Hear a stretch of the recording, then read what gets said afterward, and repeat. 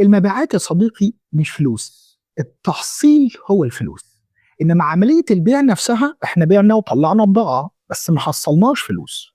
فدي كانت مشكله احد الاصدقاء وهو قاعد معايا بيشرح لي، بيقول لي انا عندي مصنع ملحق للشركه بتاعتي وعندي خطوط الانتاج والتصنيع بتاعتي، ولكن انا بحقق خساره. قلت له حققتها فعليا؟ قال لي لا والله انا حاسس ان اخر السنه انا هحقق خساره. فبقول له ليه؟ قال لي لان انا بطلع اجل كتير، لان انا مضطر ان انا اعمل تسهيلات كتير. قلت له تسهيلات هنا يبقى انت بتطلع اجل، بتطلع بشيكات اجله 30 يوم 60 يوم 6 شهور وممكن سنه كمان. راح قال لي اه. قلت له يبقى انت بتحقق بروفيت، يعني ربح على الورق فقط، بينما الكاش ان واوت اللي هو السيوله الماليه بتاعتك، اللي هو التدفق النقدي اللي هو الكاش فلو عندك تعبان. قال لي ايوه. قلت له ده مش صح، لان انت لو ما عندكش ليميت يعني حد معين للكريدت ده انت هتروح في داهيه.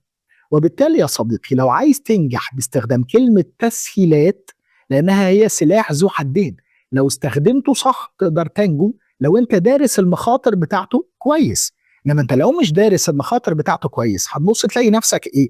طلعت بضاعه كتير خالص ومش عارف ترد البضاعه دي تاني او ترد فلوسها.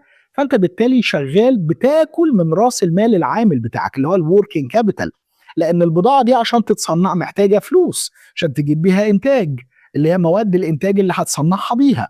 وانت بتصنعها صرفت من راس المال العامل وما دخلكش فلوس ارباح. وبالتالي مش كل عمليه بيع بتدخل فلوس، التحصيل هو اللي بيدخل فلوس. فعشان كده لو حضرتك هتستخدم كلمه تسهيلات ما توقعش في نفس الفخ اللي وقع فيه صديقنا ده.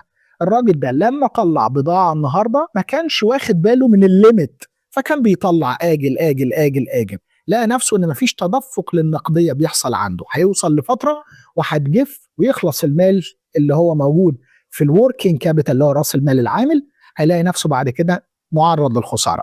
عشان كده يا صديقي وانت بتتكلم في كلمه تسهيلات لازم دايما عينك تكون على الليميت اللي هو الحد بتاع التسهيلات.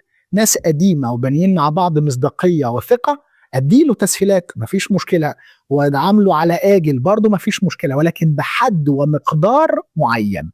غير كده يا صديقي يبقى انت بتعمل عملية مبيعات عشان خاطر تحقق بيها خسارة مش تحقق بيها مكسب.